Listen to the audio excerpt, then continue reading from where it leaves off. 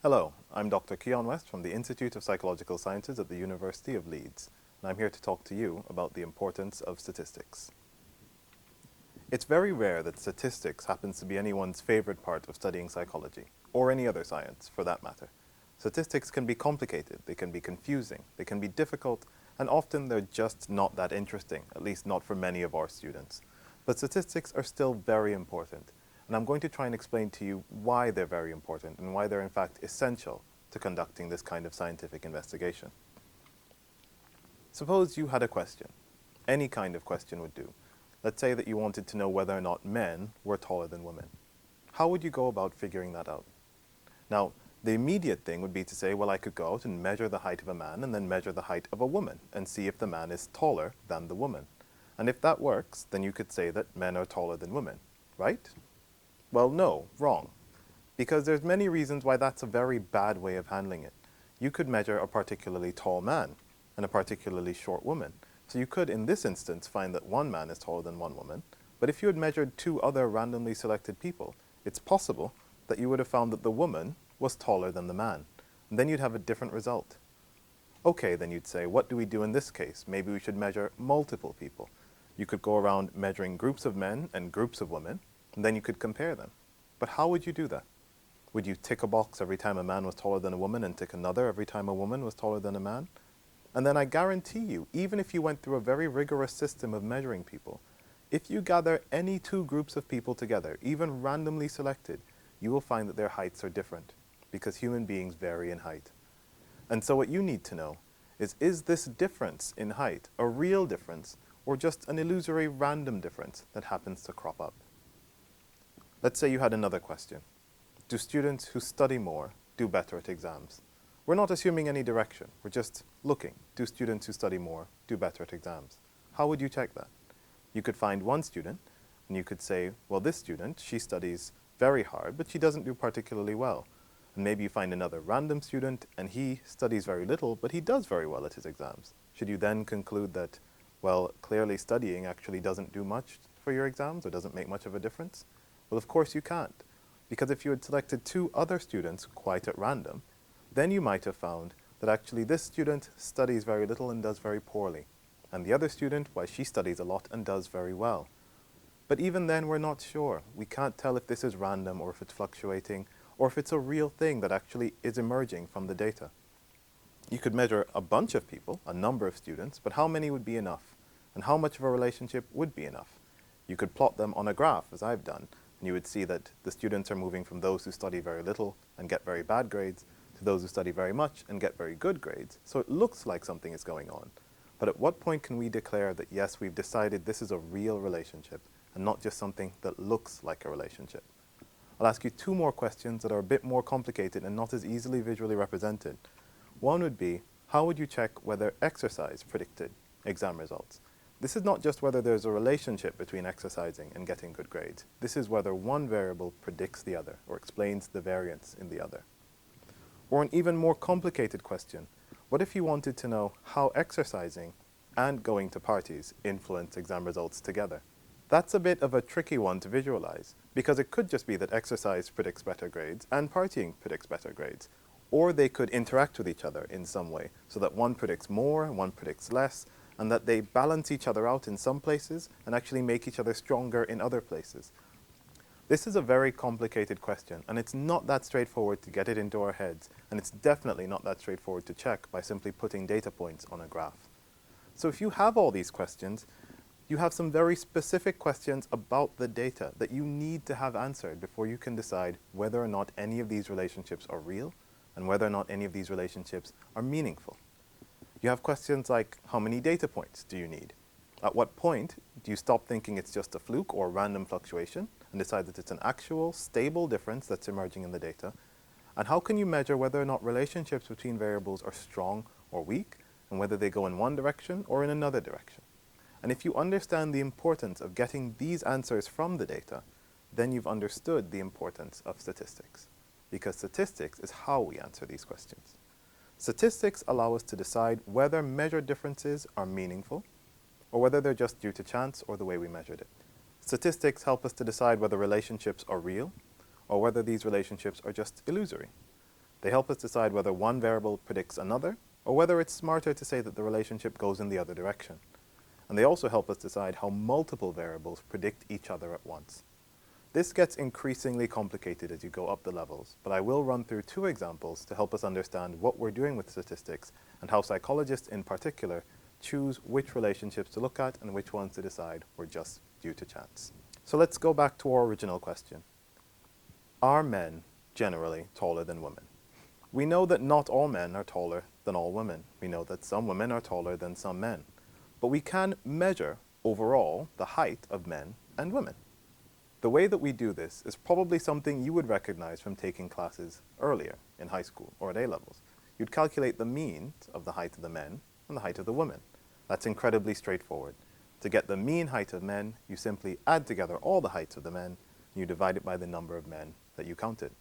To do the same thing with the women, to get the mean for the woman's height, you add together all of the heights of the women, divide that by the number of women that you measured. Now that's very straightforward. But as I said earlier, if you get any two random groups of people, even if both of these groups are composed of men or both are composed of women, there will be a difference in their heights because of the normal fluctuations. So there will be a difference in the means as well. How then do you decide whether this difference in means is a meaningful difference in the means? To do that, because we're taking two independent samples, psychologists would probably use an independent samples t-test. This is a test specifically designed to test whether means are different between independent groups, two independent groups. You can see the formula for the t-test on the slide. It involves subtracting the mean height of one from the mean height of the other. So in this case, we could say hypothetically, subtract the mean height of the men from the mean height of the women, or subtract the mean height of the women from the mean height of the men. And then you put all of that over the standard deviation of the two groups. Now, why measure the standard deviation? What is it? The standard deviation is a measurement of how much these heights vary around the mean.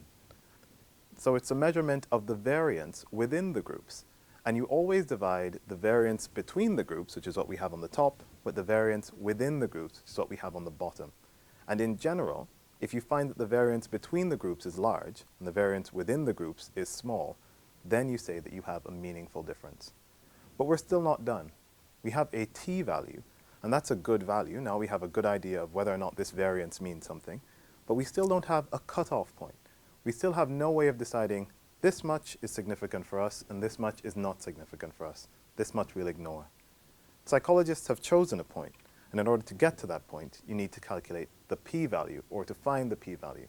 That's relatively easy to do, and there are tables that convert t-values to p-values and other values to p-values as well. They're easy to find.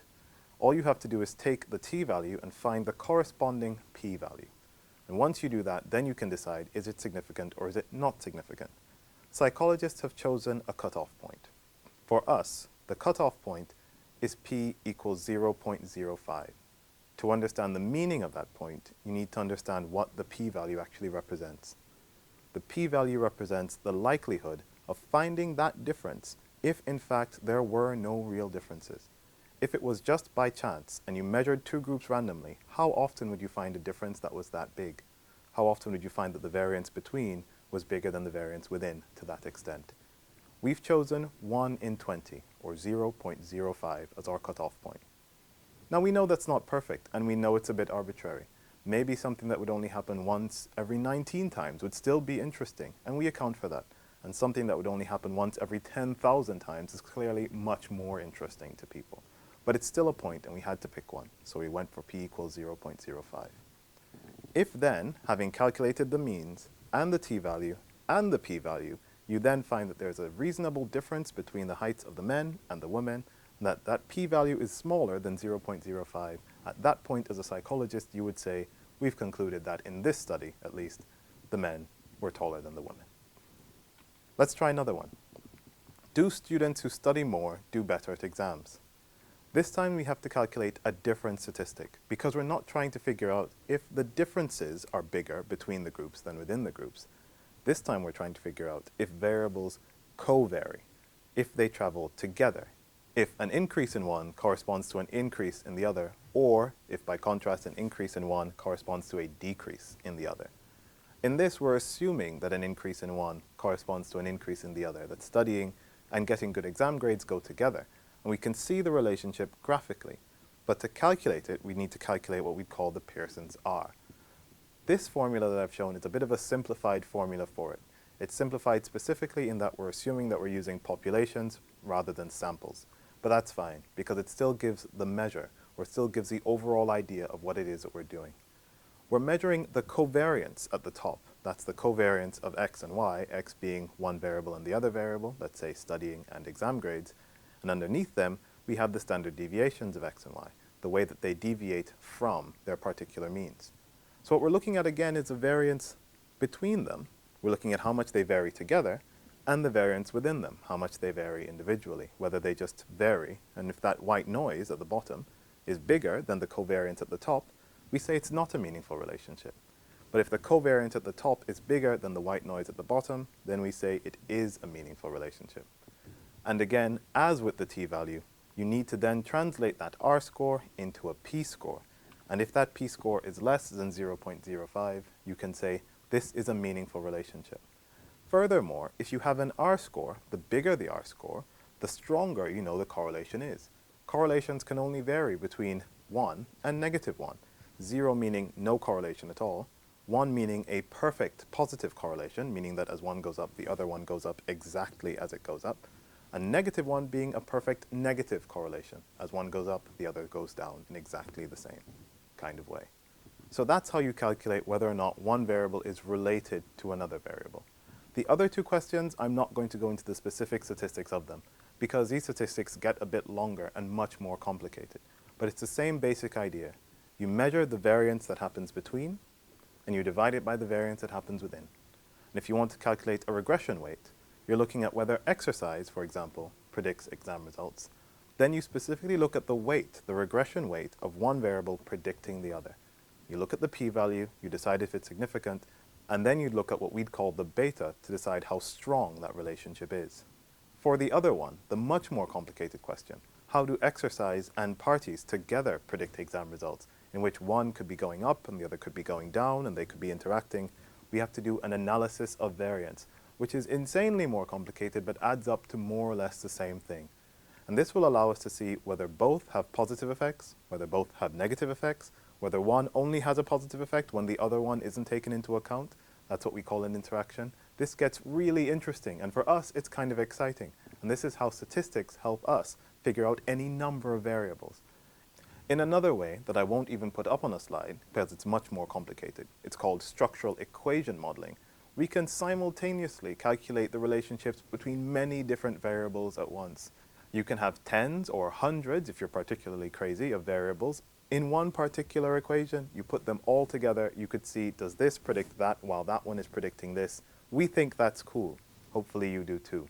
But it's the way that you can figure out whether exercising and studying and partying and drinking and the number of friends that you have all predict your exam results, and whether exam results and the ownership of a car and the number of parties you go to and the amount that you exercise predict how happy you feel. And you can do that all at once using this one particularly large set of equations. So that's really fun. So the take-home message for statistics is, if you have a question and if you have data, then we have a formula that can help you answer that question using that data. Statistics can be difficult, they can be confusing, and they can be complicated. But statistics allow us to measure the relationships between multiple variables to decide whether or not those relationships are real or illusory, and to decide how strong or how important those relationships are. And with that, thank you very much. I'm Dr. Keon West from the Institute of Psychological Sciences at the University of Leeds. That was The Importance of Statistics.